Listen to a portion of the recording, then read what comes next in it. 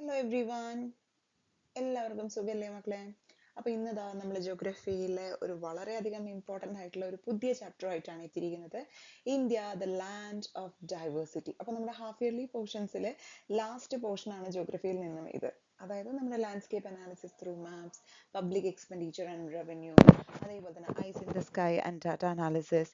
അതിനുശേഷം വരുന്ന നാലാമത്, അതായത് ഹാഫ് ഇയർലി എക്സാമിന് വേണ്ട ലാസ്റ്റ് ചാപ്റ്ററാണ് India the land of diversity എന്ന് പറയുന്നത്. ഓക്കെ, സോ അപ്പോൾ ഈ ഒരു ചാപ്റ്റർ എന്ന് പറയുന്നത് ജോഗ്രഫിയിലെ 7ാമത്തെ ചാപ്റ്റർ ആണ്. നമുക്ക് ഡിഫറെൻറ്റ് പാർട്സ് ആയിട്ട് അത്യാവശ്യം ലെങ്തി ആയിട്ടുള്ള ചാപ്റ്റർ ആണ്.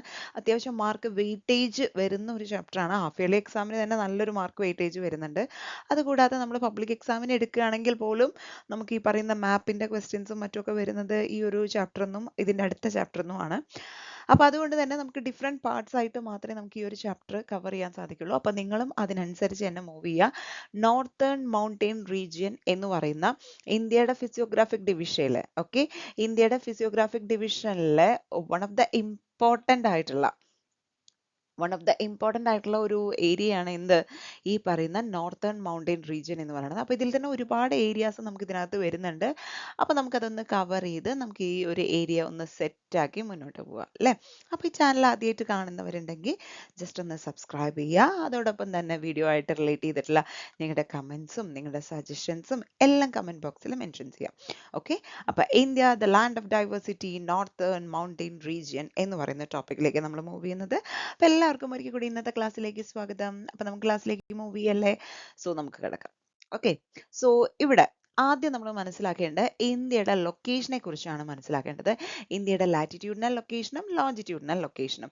സോ 8°4' to 37°6' നോർത്ത് വരെയാണ് ഇന്ത്യയുടെ ലാറ്റിറ്റ്യൂഡിനൽ എക്സ്റ്റെൻഡ് എന്ന് പറയുന്നത്. 8°4' to 37°6' നോർത്ത് വരെയാണ് ഇന്ത്യയുടെ ലാറ്റിറ്റ്യൂഡിനൽ ലൊക്കേഷൻ. അതേപോലെ തന്നെ ലോഞ്ചിറ്റ്യൂഡിനൽ ലൊക്കേഷൻ എന്ന് പറയുമ്പോഴോ 68°7' to 97°25' ഈസ്റ്റ് വരെയാണ് ഇന്ത്യയുടെ ലോഞ്ചിറ്റ്യൂഡിനൽ എക്സ്റ്റെൻഡ്. അപ്പോൾ ഇന്ത്യയുടെ എക്സ്റ്റെൻഡ്, ലാറ്റിറ്റ്യൂഡിനൽ എക്സ്റ്റെൻഡും ലോഞ്ചിറ്റ്യൂഡിനൽ എക്സ്റ്റെൻഡും എല്ലാവർക്കും ക്ലിയർ ആയി എന്ന് വിചാരിക്കണം.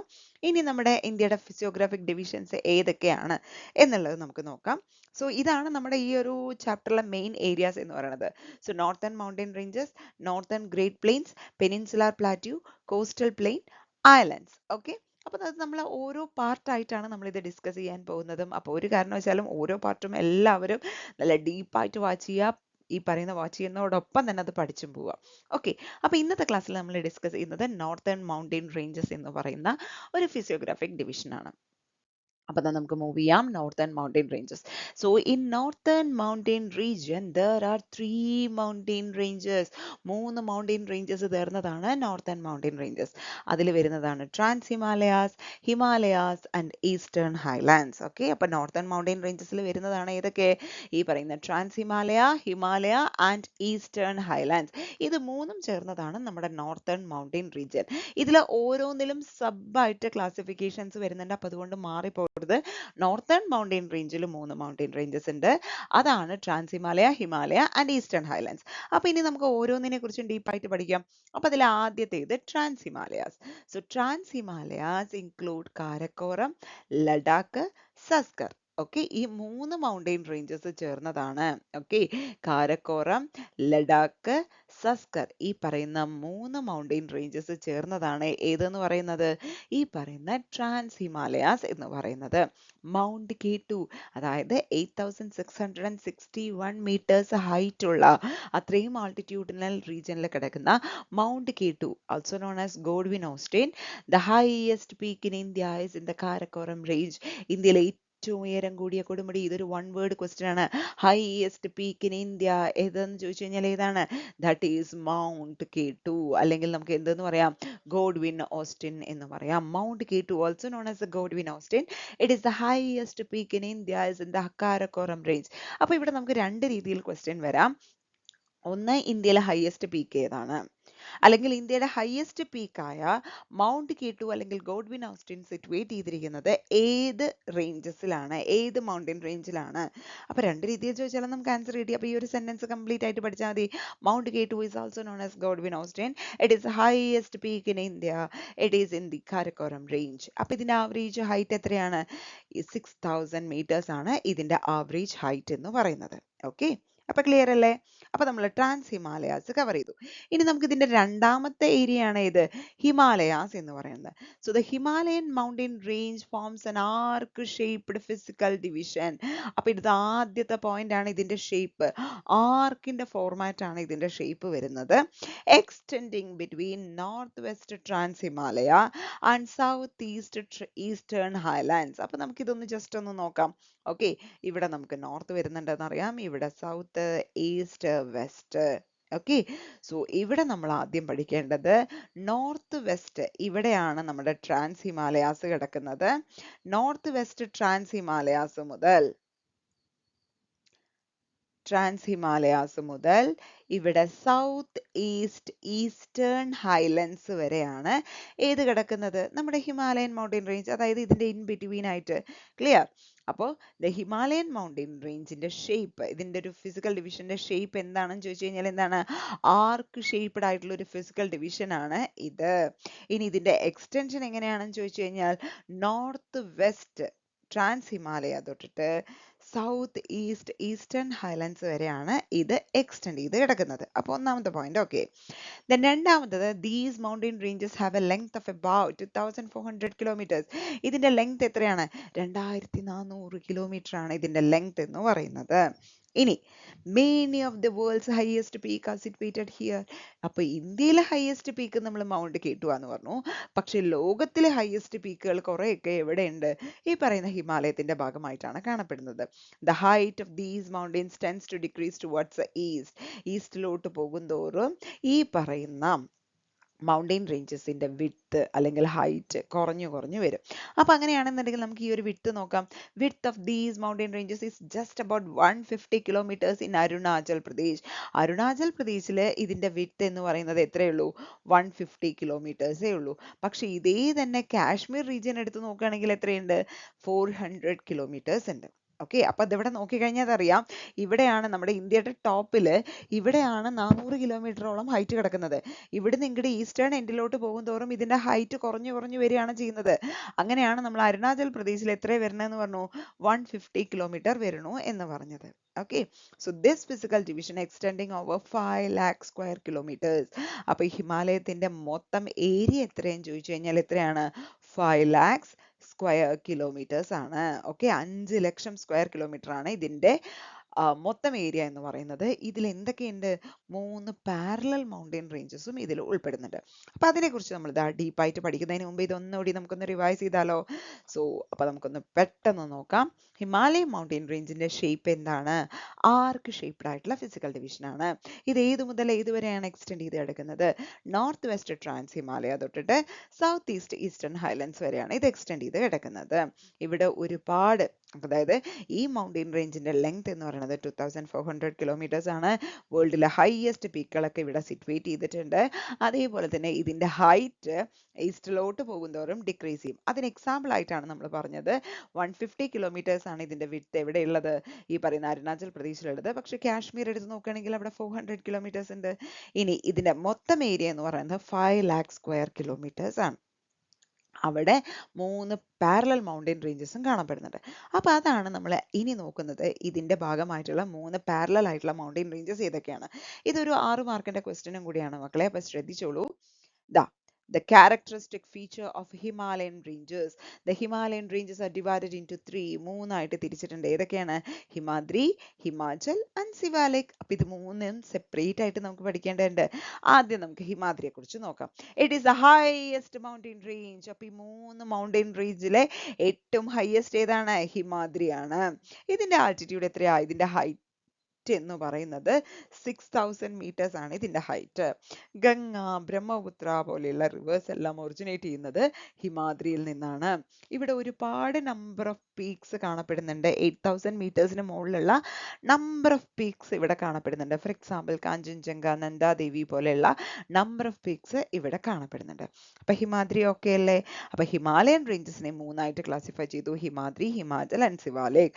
അതിലെ ഹിമാദ്രിയാണ് ഏറ്റവും ഹയസ്റ്റ് മൗണ്ടൻ റേഞ്ച്. അതിന്റെ ആൾട്ടിറ്റ്യൂഡ് 6000 മീറ്റേഴ്സ് ആണ്. ഗംഗ, ബ്രഹ്മപുത്ര പോലെയുള്ള റിവേഴ്സ് ഇവിടെ നിന്നാണ് ഒറിജിനേറ്റ് ചെയ്യുന്നത്. നമ്പർ ഓഫ് പീക്സ്, അതായത് എബോവ് 8000 മീറ്റേഴ്സ് ഉള്ള നമ്പർ ഓഫ് പീക്സ് ഇവിടെ കാണപ്പെടുന്നുണ്ട്. അതിന് എക്സാമ്പിൾ ആണ് കാഞ്ചൻജംഗ ആൻഡ് നന്ദാദേവി. ഓക്കെ, ഇനി നമുക്ക് രണ്ടാമത്തേലേക്ക് കിടക്കാം. That is Himachal. ഹിമാചലിന്റെ പ്രത്യേകത എന്താ? It is situated to the south of Himadri. ദാ ഇവിടെ ഹിമാദ്രി കിടക്കുന്നുണ്ടെങ്കിൽ ഈ ഹിമാദ്രിയുടെ സൗത്ത് ആയിട്ടാണ് ഏത് കിടക്കുന്നത്? ഹിമാചൽ കിടക്കുന്നത്. ഓക്കെ, ഇനി ഇതിന്റെ ആൾട്ടിറ്റ്യൂഡ് എത്രയാണ്? അത് 6000 ആണ് നമ്മൾ ഹിമാദ്രി പറഞ്ഞത്. ഇത് എത്രയാണ്? 3000 മീറ്റേഴ്സ് ആണ് ഇതിന്റെ ആൾട്ടിറ്റ്യൂഡ്.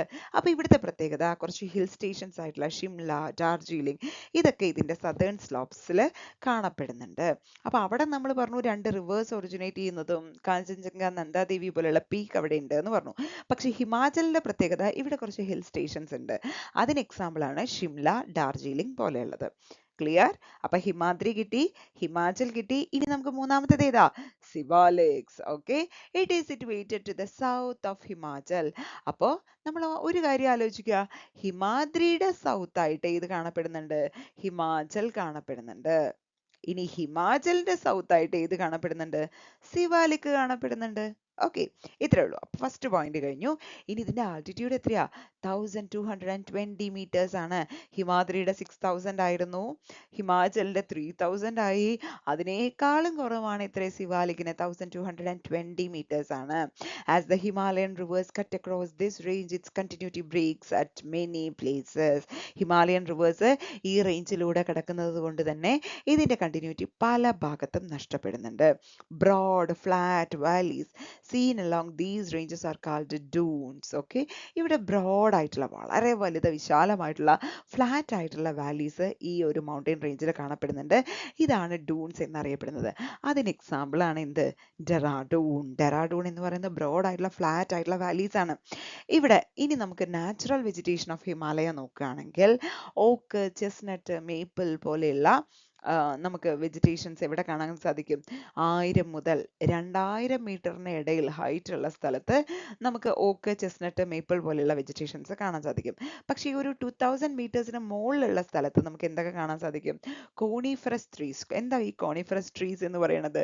നമ്മൾ പറയില്ലേ ഈ ക്രിസ്മസ് ട്രീസ് എന്ന് പറയില്ലേ, അതാണ് എന്ത് ഈ പറയുന്ന കോണിഫറസ് ട്രീസ് എന്ന് പറയുന്നത്. ആ കോണിഫറസ് ട്രീസ് നമുക്ക് കാണാൻ സാധിക്കുക എവിടെയാണ്? 2000 മീറ്ററിന് മുകളിലുള്ള സ്ഥലത്ത്. അതിന് എക്സാമ്പിൾ ആണ് ഡിയോഡർ, സ്പ്രൂസ്, എക്സെട്ര.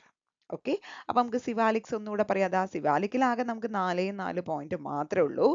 സോ ഇത് ഹിമാചലിന്റെ സൗത്ത് ആയിട്ട് സിറ്റുവേറ്റ് ചെയ്തിരിക്കുന്നു. ഇതിന്റെ ആൾട്ടിറ്റ്യൂഡ് 1220 മീറ്റേഴ്സ് ആണ്. ഹിമാലയൻ റിവേഴ്സ് ഈ ഒരു റേഞ്ചിലൂടെ കട്ട് ചെയ്യുന്നത് കൊണ്ട് തന്നെ ഇതിന്റെ കണ്ടിന്യൂറ്റി ബ്രേക്ക് ചെയ്യപ്പെടുന്നുണ്ട് പല ഭാഗത്തും. അതേപോലെ തന്നെ ബ്രോഡ് ആയിട്ടുള്ള, ഫ്ലാറ്റ് ആയിട്ടുള്ള വാലീസ് ഈ ഒരു മൗണ്ടൻ റേഞ്ചിൽ കാണപ്പെടുന്നുണ്ട്. അതാണ് എന്ത് പേരിൽ അറിയപ്പെടുന്നത്? ഡൂൺസ് എന്നുള്ള പേരിൽ അറിയപ്പെടുന്നത്. ആ ഡൂൺസിന് എക്സാമ്പിൾ ആണ് എന്ത്? ഡെറാഡൂൺ. ഓക്കെ, ഇനി നമുക്ക് ഈ പറയുന്ന ഹിമാലയയുടെ നാച്ചുറൽ വെജിറ്റേഷൻ നമ്മൾ നോക്കി. രണ്ട് ടൈപ്പ് ആയിട്ടാണ് നമ്മൾ നോക്കിയത്. ഒന്ന് 1000 to 2000 മീറ്ററിന് ഇടയിൽ വരുന്നിടത്ത് നമുക്ക് എന്തൊക്കെ വെജിറ്റേഷൻസ് കാണാൻ സാധിക്കും? ഓക്ക്, ചെസ്നട്ട്, മേപ്പിൾ പോലെയുള്ള വെജിറ്റേഷൻസ് കാണാം. പക്ഷെ 2000 മീറ്റേഴ്സിന് മുകളിൽ ഹൈറ്റ് ഉള്ള സ്ഥലത്ത് നമുക്ക് കോണിഫറസ് ട്രീസ് ആണ് കാണാൻ സാധിക്കുക. ഫോർ എക്സാമ്പിൾ ഡിയോഡർ, സ്പ്രൂസ് പോലെയുള്ള എന്താണ് നമ്മുടെ ക്രിസ്മസ് ട്രീ മോഡലിലുള്ളത്. ഓക്കെ, സ്തൂപികാഗ്രവനങ്ങൾ, അതാണ് ഈ കോണിഫറസ് ട്രീസ് എന്ന് പറയുന്നത്, സ്തൂപം പോലെയുള്ളത്. ഓക്കെ, അപ്പൊ നമ്മുടെ ഹിമാലയത്തിന്റെ ക്ലാസിഫിക്കേഷൻ നമ്മൾ പഠിച്ചു: ഹിമാദ്രി, ഹിമാചൽ, സിവാലിക്. ഓക്കെ, ഇനി നമ്മൾ ഈ ഹിമാലയത്തിലെ ആളുകളുടെ ഹ്യൂമൻ ലൈഫ് എങ്ങനെയാണ്, അവിടുത്തെ ജനജീവിതം എങ്ങനെയാണ് എന്നുള്ളത് നോക്കാം. So the major means of livelihood is animal rearing. അപ്പൊ ഇവിടുത്തെ ആളുകളുടെ മെയിൻ ഉപജീവന മാർഗം എന്ന് പറയുന്നത് അനിമൽ റിയറിംഗ് ആണ്. That depends purely on the grass lands here. അപ്പൊ ഈ പറയുന്ന അനിമൽ റിയറിംഗ് പോസിബിൾ ആണെങ്കിൽ എന്ത് വേണം? അവിടെ നല്ല പുൽത്തകിടി വേണം അല്ലേ, ഈ പറയുന്ന കന്നുകാലികൾക്ക് മേഞ്ഞ് നടക്കാനായിട്ട്. പക്ഷേ ഈ പറയുന്ന അനിമൽ റിയറിംഗിൽ തന്നെ sheep are commercially reared in Kashmir and Himachal, Kashmir, Himachal പോലെയുള്ള സ്ഥലങ്ങളിൽ ഈ പറയുന്ന വാണിജ്യാടിസ്ഥാനത്തിൽ ഷീപ്പ് എന്ന് പറയുന്ന മൃഗത്തെ നമ്മൾ എന്ത് ചെയ്യുന്നുണ്ട്, വളർത്തുന്നുണ്ട്. Potato, barley, saffron, fruits like apple, orange are cultivated in the Siwalik valleys. Siwalik വാലീസിൽ നമ്മൾ എന്തൊക്കെ കൾട്ടിവേറ്റ് ചെയ്യുന്നുണ്ട്? പൊട്ടറ്റോ ഉണ്ട്, ബാർലി ഉണ്ട്, സാഫ്രോൺ ഉണ്ട്, അതേപോലെ തന്നെ ആപ്പിൾ, ഓറഞ്ച് പോലെയുള്ള ഫ്രൂട്ട്സ്, ഇതെല്ലാം നമ്മൾ കൾട്ടിവേറ്റ് ചെയ്യുന്നുണ്ട്. So the largest production of tea in India comes from Assam mountain ranges. അപ്പോൾ ഇന്ത്യയിലെ ഏറ്റവും കൂടുതൽ ഈ പറയുന്ന തേയില ഉൽപ്പാദിപ്പിക്കുന്നത് എവിടെ നിന്നാണ്? ആസാം മൗണ്ടൻ റേഞ്ചസ് എന്നാണ്. ഇതൊരു വൺ വേർഡ് ക്വസ്റ്റ്യൻ ആണ്. Okay, the largest production of tea in India comes from dash mountain ranges, that is Assam mountain ranges എന്നാണ്. So the northern mountains are described as the paradise of tourists. ഈ northern mountain range ഇതിലെ ഓരോ physiographic division എടുത്തു കഴിഞ്ഞാൽ ഓരോന്നും അറിയപ്പെടുന്നത് അതിൻ്റെതായിട്ടുള്ള speciality പേരുകൊണ്ടാണ്. അപ്പോൾ ഇവിടെ നോർത്തേൺ മൗണ്ടെയിൻസ് ഡിസ്ക്രൈബ് ചെയ്യപ്പെടുന്നത് എന്തുകൊണ്ടാണ്? പാരഡൈസ് ഓഫ് ടൂറിസ്റ്റ് എന്നാണ് അറിയപ്പെടുന്നത്. എന്തുകൊണ്ടാണ് ഇതിനെ പാരഡൈസ് ഓഫ് ടൂറിസ്റ്റ്, സഞ്ചാരികളുടെ പറുദീസ എന്ന് എന്തുകൊണ്ട് ഇതിനെ പറയുന്നു? Due to its natural beauty. Naturally നല്ല ബ്യൂട്ടിഫുൾ ആയിട്ടുള്ള സ്ഥലം ടൂറിസത്തിന് നമ്മൾ പ്രിഫർ ചെയ്യും അല്ലേ? അതുകൊണ്ടാണ് ഈ ഒരു നോർത്തേൺ മൗണ്ടൻ റേഞ്ചസിനെ നമ്മൾ പാരഡൈസ് ഓഫ് ടൂറിസ്റ്റ്, സഞ്ചാരികളുടെ പറുദീസ എന്ന് പറയുന്നത്. ഇനി അതുകൂടാണ്ട് ഹിൽ സ്റ്റേഷൻസ് ആയിട്ടുള്ള ഷിംല, ഡാർജിലിംഗ്, കുളു, മണാലി, ഇതെല്ലാം ഇവിടെയാണ് സിറ്റുവേറ്റ് ചെയ്തിരിക്കുന്നത്. ഫൈൻ, ക്ലിയർ അല്ലേ? അപ്പോൾ ഈ പറയുന്ന ഹിമാലയത്തിലെ ആളുകളുടെ മെയിൻ ജോലി എന്ന് പറയുന്ന അനിമൽ റിയറിംഗ് ആണ്. ഏറ്റവും കമേഴ്ഷ്യലി റിയർ ചെയ്യുന്ന അനിമൽ ഏതാണെന്ന് ചോദിച്ചു കഴിഞ്ഞാൽ ഷീപ്പാണ്. അവിടെ എന്തെല്ലാം കൾട്ടിവേറ്റ് ചെയ്യുന്നുണ്ട് എന്ന് പഠിച്ചു. അതുകൂടാതെ ടീയുടെ ലാർജസ്റ്റ് പ്രൊഡക്ഷൻ നമ്മുടെ ഇന്ത്യയിൽ കിട്ടുന്നത് ആസാം മൗണ്ടൻ റേഞ്ചസ് എന്നാണെന്ന് പറഞ്ഞു. ഈ പറയുന്ന നോർത്തേൺ മൗണ്ടൻ റീജിയൻ അറിയപ്പെടുന്ന പാരഡൈസ് ഓഫ് ടൂറിസ്റ്റ് ആണ് എന്ന് പറഞ്ഞു. സോ അതിൻ്റെ റീസൺ എന്താന്ന് പറഞ്ഞു? അതിൻ്റെ നാച്ചുറൽ ബ്യൂട്ടി കൊണ്ടാണ് അത് പാരഡൈസ് ഓഫ് ടൂറിസ്റ്റ് എന്നറിയപ്പെടുന്നതെന്ന് പറഞ്ഞു. ദെൻ കുറച്ച് ഹിൽ സ്റ്റേഷൻസ് ആയിട്ടുള്ള ഷിംല, ഡാർജിലിംഗ്, കുളു, മണാലി, ഇതെല്ലാം ഇവിടെ സിറ്റുവേറ്റ് ചെയ്തിട്ടുണ്ട്. ഓക്കെ, അപ്പൊ അങ്ങനെയാണെന്നുണ്ടെങ്കിൽ നമുക്ക് അടുത്ത പാർട്ടിലേക്ക് കിടക്കാം. That is eastern highlands. നമ്മൾ പറഞ്ഞു നോർത്തേൺ മൗണ്ടൻ റേഞ്ചസിനെ നമ്മൾ മൂന്നായിട്ട് ക്ലാസിഫൈ ചെയ്തു: trans Himalaya, Himalaya and eastern highlands. അല്ല, ട്രാൻസ് ഹിമാലയയിൽ 3 മൗണ്ടൻ റേഞ്ചസ് ഉണ്ട്: കാരക്കോറം, ലഡാക്ക്, സസ്കർ. ദെൻ അതേപോലെ തന്നെ ഹിമാലയത്തിൽ 3 ഉണ്ടായിരുന്നു: ഹിമാദ്രി, ഹിമാചൽ, സിവാലിക്. ഇനി നമ്മൾ ഈസ്റ്റേൺ ഹൈലാൻഡ്സ് ആണ് നോക്കുന്നത്. Major mountains in the eastern Highlands, ഈ 2 പാർട്ടാണ് നമ്മൾ നോക്കുന്നത്. So this region which is at an altitude of 500 to 3000 meters. Okay, അപ്പൊ ഇതിന്റെ ആൾട്ടിറ്റ്യൂഡ് എത്രയാണ്? 500 മുതൽ 3000 meters ആണ് ഇതിന്റെ ആൾട്ടിറ്റ്യൂഡ് എന്ന് പറയുന്നത്. ഇത് ഒരു പേരിലും കൂടെ അറിയപ്പെടുന്നത് that is known as the Purvanchal. Purvanchal എന്നുകൂടി ഇത് അറിയപ്പെടുന്നുണ്ട്. Cherrapunji, the place receiving the highest rainfall in the world, is situated here. ലോകത്തിലെ ഏറ്റവും കൂടുതൽ മഴ ലഭിക്കുന്ന പ്രദേശം ഏതാണെന്ന് ചോദിച്ചു കഴിഞ്ഞാൽ ഏതാണ്? ചിറാപുഞ്ചിയാണ്. അതെവിടെ സിറ്റുവേറ്റ് ചെയ്തിരിക്കുന്നത്? Eastern highlands. ഓക്കെ, അപ്പൊ ക്ലിയർ അല്ലേ? ഇത് ഒരു വൺ വേർഡ് ക്വസ്റ്റ്യൻ ആണ്. So the place receiving the highest rainfall in the world എന്ന് ചോദിച്ചു കഴിഞ്ഞാൽ ഏതാണ്? That is known as the Cherrapunji. Okay, അത് സിറ്റുവേറ്റ് ചെയ്തിരിക്കുന്നത് ഈസ്റ്റേൺ ഹൈലാൻഡ്സിലാണ്. So this region is covered by dense tropical rain forest. ഈ region എന്തുകൊണ്ടാണ് കവർ ചെയ്യപ്പെട്ടിരിക്കുന്നത്? ട്രോപ്പിക്കൽ ആയിട്ടുള്ള ഡെൻസ് റെയിൻ ഫോറസ്റ്റ് കൊണ്ടാണ് കവർ ചെയ്യപ്പെട്ടിരിക്കുന്നത്. അപ്പൊ ഈ ഈസ്റ്റേൺ ഹൈലാൻഡ്സിലെ മേജർ മൗണ്ടെയിൻസ് ഏതൊക്കെയാണ്? പത്കായിബം നാഗാലാൻഡിലാണ്. ദെൻ നാഗ ഹിൽസ് നാഗാലാൻഡിലാണ്, അത് പേര് തന്നെയുണ്ട്. ഗാരോ, ഗാസി, ജൈന്ത്യ ഹിൽസ് മേഘാലയയിലാണ്. മിസോ ഹിൽസ് മിസോറാമില്. അതില് മിസോ ഹിൽസും നാഗ ഹിൽസും നമുക്ക് എളുപ്പമാണ് അതിന്റെ സ്റ്റേറ്റ് പഠിക്കാനായിട്ട്. നാഗ ഹിൽസ് നാഗാലാൻഡ്, മിസോ ഹിൽസ് മിസോറാം. പത്കായിബം അതും നാഗാലാൻഡിലാണ്. പക്ഷെ ഗാരോ, ഗാസി, ജൈന്ത്യ ഹിൽസ് എവിടെയാന്ന് ചോദിച്ചു കഴിഞ്ഞാൽ മേഘാലയയിലാണ്. ഓക്കെ ഓക്കെ, അപ്പൊ ഇനി നമ്മുടെ അടുത്തൊരു ഏരിയ ആണ് എന്ത്? Significance of northern mountains. ഈ പറയുന്ന നോർത്തേൺ മൗണ്ടെയിൻസിന്റെ സിഗ്നിഫിക്കൻസ് ആണ് നമ്മൾ ഇനി നോക്കുന്നത്. 4 മാർക്കിന്റെ ഒരു ഷുവർ ക്വസ്റ്റ്യനും കൂടിയാണിത്. It have been protecting us from foreign inversions from the north since ancient times. വളരെ പണ്ട് കാലം മുതൽ തന്നെ വിദേശ ആക്രമണങ്ങളിൽ നിന്നും ഫോറിൻ ഇൻവേഷൻസിൽ നിന്നും നമ്മളെ പ്രൊട്ടക്ട് ചെയ്യുന്നു. Okay, then block the monsoon winds and cause rainfall throughout North India. കാറ്റ് വീശി കഴിഞ്ഞു കഴിഞ്ഞാൽ മഴയും അങ്ങോട്ട് പോകും അല്ലേ? പക്ഷെ കാറ്റിനെ തടഞ്ഞു നിർത്തിയാലാണ് നമുക്ക് അവിടെ മഴ പെയ്യിക്കാൻ സാധിക്കുക. block the monsoon winds and cause rainfall throughout North India. Then prevent the dry cold winds blowing from the north from entering India during winter. Winter സീസണില് ഇന്ത്യയിലേക്ക് നോർത്തിൽ നിന്നും വീശുന്ന നല്ല തണുത്ത ഡ്രൈ ആയിട്ടുള്ള കാറ്റിനെ തടഞ്ഞു നിർത്തുന്നു. കാരണം അതും കൂടെ എത്തിക്കഴിഞ്ഞാൽ എന്താവും? ഇന്ത്യ അങ്ങോട്ട് തണുത്ത് വിറച്ചു പോകുന്ന ഒരവസ്ഥ. അപ്പൊ അതിൽ നിന്ന് ഇന്ത്യ പ്രിവെന്റ് ചെയ്യും. So it caused the emergence of diverse flora and fauna. Flora എന്ന് വെച്ച് കഴിഞ്ഞാൽ എന്താണ്? പ്ലാന്റ്സ്. ഫോണ എന്ന് വെച്ച് കഴിഞ്ഞാൽ ആനിമൽസ്. ഓക്കെ, ഈ പറയുന്ന പ്ലാന്റ്സിന്റെയും ആനിമൽസിന്റെയും എല്ലാം എമർജൻസിന് കാരണമാവുന്നുണ്ട്. And finally the source region of rivers. ഒരുപാട് റിവേഴ്സ് ഈ പറയുന്ന നോർത്തേൺ മൗണ്ടെയ്ൻസ് നിന്നാണ് ഒറിജിനേറ്റ് ചെയ്യുന്നത്. ഓക്കെ, അപ്പൊ മൊത്തം 5 പോയിന്റ്സ് ഉണ്ട്. 4 പോയിന്റ് എങ്കിലും ഷുവർ ആയിട്ടും പഠിച്ചോളാം. ഇത് 4 മാർക്കിന്റെ ഷുവർ ക്വസ്റ്റ്യൻ കൂടിയാണ്. It have been protecting us from foreign invasions from the north since ancient times, block the monsoon winds and cause the rainfall throughout North India, prevent dry cold winds blowing from the north from entering India during the winter, caused the emergence of diverse flora and fauna, and finally the source region of rivers. Okay, അപ്പൊ ഇത്രയാണ് നമ്മുടെ ഈ ഒരു പാർട്ടിൽ northern mountain റേഞ്ചസുമായിട്ട് relate ചെയ്തിട്ടുള്ള പാർട്ടിൽ നമ്മൾ ഉൾപ്പെടുത്തിയിരിക്കുന്നത്. ഓക്കെ, അപ്പൊ എല്ലാവർക്കും ക്ലിയർ അല്ലേ മക്കളെ? അപ്പോൾ അടുത്ത ക്ലാസ്സിൽ നമ്മൾ നോർത്തേൺ ഗ്രേറ്റ് പ്ലെയിൻസ് എന്ന് പറയുന്ന നമ്മുടെ ഇന്ത്യയുടെ രണ്ടാമത്തെ ഫിസിയോഗ്രാഫിക് ഡിവിഷനുമായിട്ടാണ് നമ്മൾ വരുന്നത്.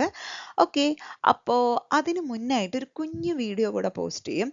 ആ കുഞ്ഞു വീഡിയോ എന്ന് പറയുന്നത് എന്തിനു വേണ്ടിയിട്ടാണെന്നറിയോ? നിങ്ങൾ പഠിച്ചിട്ടുണ്ട് ഈ പറയുന്ന ഫിസിയോഗ്രാഫിക് ഡിവിഷൻസിനെ കുറിച്ച്. നമ്മളിപ്പോൾ ഒരു ഫസ്റ്റ് ഫിസിയോഗ്രാഫിക് ഡിവിഷൻ നമ്മൾ പഠിച്ചു. ആ ഫിസിയോഗ്രാഫിക് ഡിവിഷൻസുമായിട്ട് റിലേറ്റ് ചെയ്തിട്ടുള്ള 1 വേർഡ് ക്വസ്റ്റ്യൻസിൻ്റെ വീഡിയോ ആണ് അടുത്തത് പോസ്റ്റ് ചെയ്യുന്നത്. അപ്പോൾ എന്ത് ചെയ്യാം? ഈ വീഡിയോ കാണുക. ഈ വീഡിയോ കണ്ടതിന് ശേഷം നിങ്ങൾ അതൊന്ന് പഠിച്ച് സെറ്റായി കഴിഞ്ഞ ശേഷം അതിൻ്റെ 1 വേർഡ് ക്വസ്റ്റ്യൻസ് കമൻറ്റ് ബോക്സിലൂടെ അറ്റൻഡ് ചെയ്യുക. ഓക്കെ, അപ്പോൾ ആ ഒരു ഏരിയ സെറ്റ് ആയല്ലോ, ആ ഒരു ഫിസിയോഗ്രാഫിക് ഡിവിഷൻ സെറ്റ് ആയല്ലോ. എന്നിട്ട് നമുക്ക് നോർത്തേൺ ഗ്രേറ്റ് പ്ലെയിൻസിലേക്ക് മൂവ് ചെയ്യാം. ഓക്കെ, അപ്പോൾ ഇത്രയാണ് ഇന്നത്തെ ക്ലാസ്സിലുള്ളത്.